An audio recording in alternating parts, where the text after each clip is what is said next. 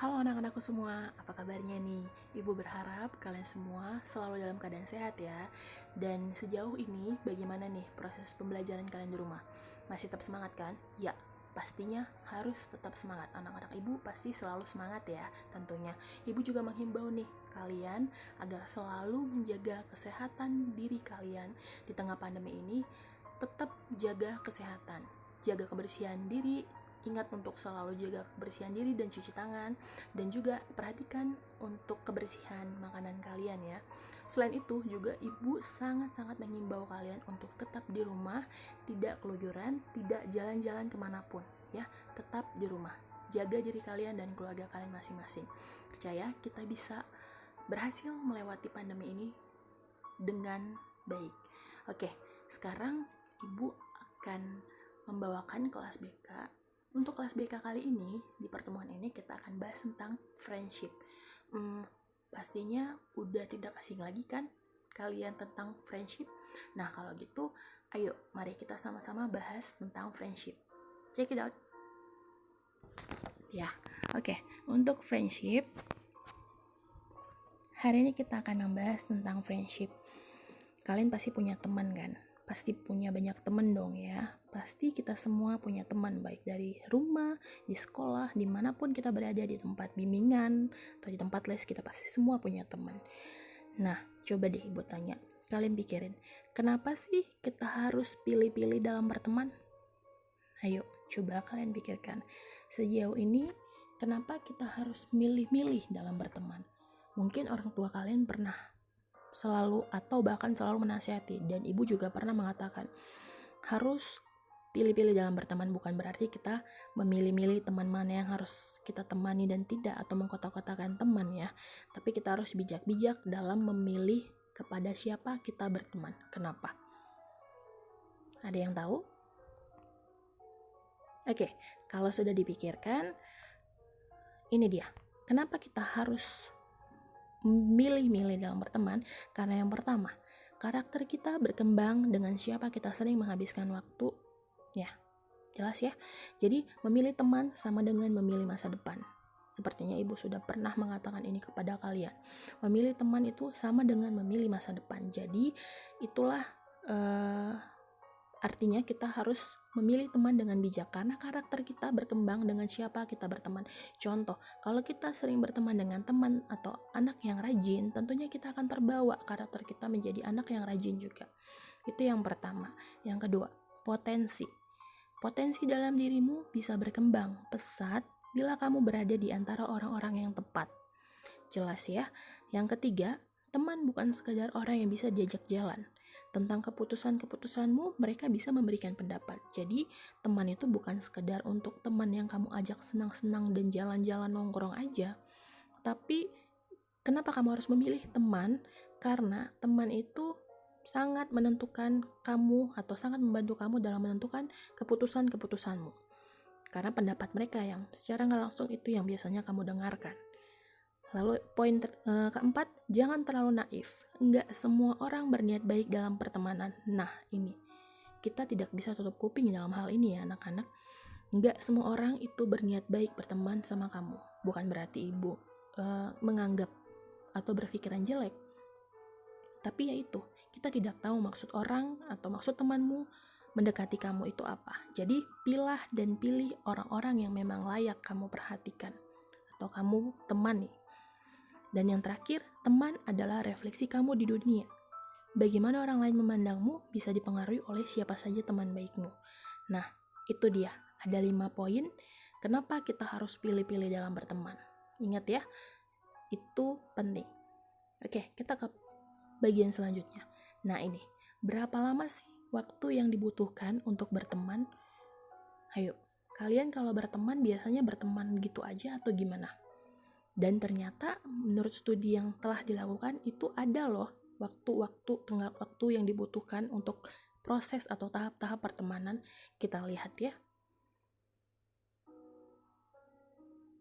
Nah, ini dibutuhkan waktu sekitar 40-60 jam yang dihabiskan bersama pada beberapa minggu pertama setelah bertemu atau berkenalan untuk membentuk sebuah pertemanan biasa. Jadi, pertemanan biasa itu ditandai, status pertemanan biasa itu ditandai dengan kita sudah menghabiskan 40-60 jam setelah kita berkenalan dengan orang tersebut. Nah, itu baru dinamakan pertemanan biasa. Lalu yang kedua, untuk melakukan transisi atau perpindahan dari status teman biasa atau kenalan menjadi teman ya, benar-benar teman. Bedakan teman kenalan dengan teman. Kalau teman kenalan kan banyak, satu sekolah itu teman kenalanmu semua, tapi yang benar-benar teman itu kan nggak semuanya. Nah, itu membutuhkan waktu sekitar 80-100 jam bersama. Bayangin. Wow, itu lumayan ya untuk kita bisa nyebut status kita itu teman.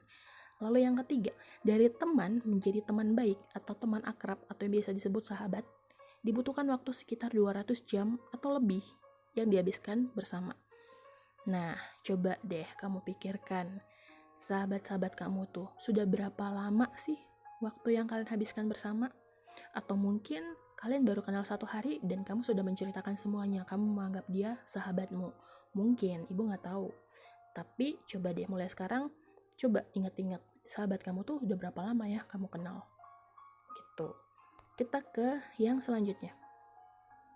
Sikap apa yang harus dimiliki agar pertemanan awet?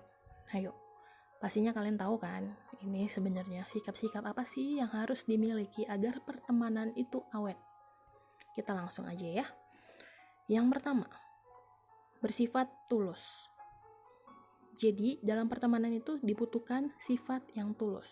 Sifat yang tulus berarti kamu tidak pamrih. Saat kamu memberikan pertolongan kepada temanmu atau menolong temanmu, kamu gak mengharapkan imbalannya. Itu, pertemanan itu bersifat tulus ya. Tidak memandang imbalan apapun. Tidak pamrih. Yang kedua, saling pengertian. Yang namanya pertemanan, yang namanya berteman, kamu tuh harus saling perhatian atau saling pengertian. Saling pengertian. Jadi kamu mengerti keadaan temanmu, apakah dia sedang sedih atau susah. Kamu sebagai teman yang sudah mengenalnya, tentunya harus tahu, oh teman saya sedang sedih, teman saya sedang banyak masalah, dan kamu tahu bagaimana untuk mengatasi atau menghibur temanmu yang sedang ada masalah itu. Jadi harus saling pengertian. Selanjutnya, bersedia meluangkan waktu. Nah, ingat, teman itu berarti kamu harus bersedia meluangkan waktu kalau dia butuhkan kamu. Jadi ingat ya, jangan cuma mau enaknya doang. Kalau dia butuh kamu harus bersiap untuk bersedia meluangkan waktunya. Dan kamu juga harus menerima masukan dari temanmu. Kalaupun ternyata masukan yang kamu berikan itu nggak sesuai dengan pandanganmu atau dengan pendapat kamu, ya sudah, diterima aja, jangan langsung ditolak. Yang sejatinya pertemanan itu seperti itu. Lalu lanjut, mampu menjaga rahasia. Udah jelas ya, yang namanya pertemanan itu kamu menjaga rahasia temanmu, karena rahasia temanmu itu adalah rahasia kamu. Jangan salah, tidak gampang bagi orang untuk mengungkapkan rahasianya kepada orang lain. Jadi kamu harus bangga dan kamu harus menjaga baik kepercayaan temanmu itu ya, karena yang namanya rahasia nggak semua orang disampaikan hal tersebut. Yang selanjutnya, tidak membicarakan satu sama lain. Nah, ini sangat penting karena nggak jarang ibu lihat kalian berteman tapi pada saat salah satu temannya tidak ada, mereka membicarakan teman yang tidak ada itu. Nah, itu tidak baik, itu tidak dianjurkan dalam pertemanan. Tidak saling iri. Nah, pertemanan itu tidak boleh saling iri. Saat temanmu mendapatkan juara dan kamu tidak, atau temanmu mendapatkan nilai yang terbaik, kamu tidak, ya kamu tidak boleh iri. Kamu justru sebagai teman, kamu harus senang juga dengan apa yang telah dicapai temanmu. Selanjutnya, bersedia meminta maaf dan menerima maaf. Ini sudah pasti ya, namanya berteman pasti masalah itu ada, dan saat ada masalah kamu harus siap untuk meminta maaf dan untuk menerima maaf. Nah, ini kebiasaan dalam berteman yang harus kamu kurangi sebelum teman sebal dan menjauhi. Yang pertama, ingkar janji. Udah pasti ya, nggak cuma teman, siapapun pasti sangat tidak suka dengan orang yang ingkar janji. Nah, jadi jangan biasakan ingkar janji menjadi kebiasaan yang sering dilakukan. Padahal perlahan tapi pasti bisa membuat teman kesal berurusan denganmu. Itu. Kurangi hitung-hitungan kepada teman, ikhlas dalam membantu, dan jangan pula mengharapkan pujian setiap mengulurkan tangan. Kayak tadi, pertemanan itu tanpa pamrih, ya, tulus. Jadi kamu jangan hitung-hitungan. Kalau sekarang kamu membantu dia, kamu nggak usah, sekarang saya susah, kenapa saya nggak dibantu? Padahal kemarin saya bantu dia. Oh, tidak boleh seperti itu. Tidak boleh yang namanya hitung-hitungan. Kurangi kebiasaan mengeluhmu di hadapan teman-teman kalau kamu gak mau dianggap lemah dan suka cari perhatian. Nah, ini anak-anak sekarang ini seperti ini ya. Banyak yang sering mengeluh gitu, padahal temannya juga ngerasain yang sama, banyak tugas, mengeluh. Ngerasa kalau ya dia aja yang punya tugas itu, padahal teman-temannya juga punya. Jadi kurang-kurangin mengeluh dengan teman-temanmu atau di hadapan teman-temanmu. Jangan suka memaksakan kehendak sendiri kalau gak mau dicap egois. Ingat, temanmu juga butuh didengarkan dan dipahami. Nah, ini penting. Jangan egois, jangan maunya kamu aja diturutin, jangan kamu aja yang terus cerita. Sekali-kali ya ajak temanmu atau berikan waktu kepada temanmu untuk mau didengar gitu, untuk kamu mendengarkan keluh kesahnya. Itu. Jadi nggak semuanya harus tentang kamu. Yang terakhir, jangan hanya datang pada saat butuh. Ingat, teman itu tidak hanya ada pada saat susah doang. Ya, kamu juga jangan datang ke dia pas kamu butuh. Nanti kalau kamu lagi senang-senang kamu lupain dia, itu nggak baik ya. Nah, itu dia hal yang harus kamu hindari agar kamu tidak dijauhi oleh temanmu. Nah, itu kurang lebih itu hari ini untuk pembahasan kita tentang friendship. Ibu harap mulai sekarang kalian lebih bijak dalam berteman dan kalian juga dapat menerapkan sifat-sifat yang seharusnya ada dalam pertemanan tadi. Oke, sampai segini perjumpaan kita kali ini. Tetap semangat, tetap fokus belajarnya. Dan walaupun kalian tetap belajar sendiri di rumah, ingat, fokus. Dan jangan menganggap remeh. Oke, terima kasih. Tuhan memberkati.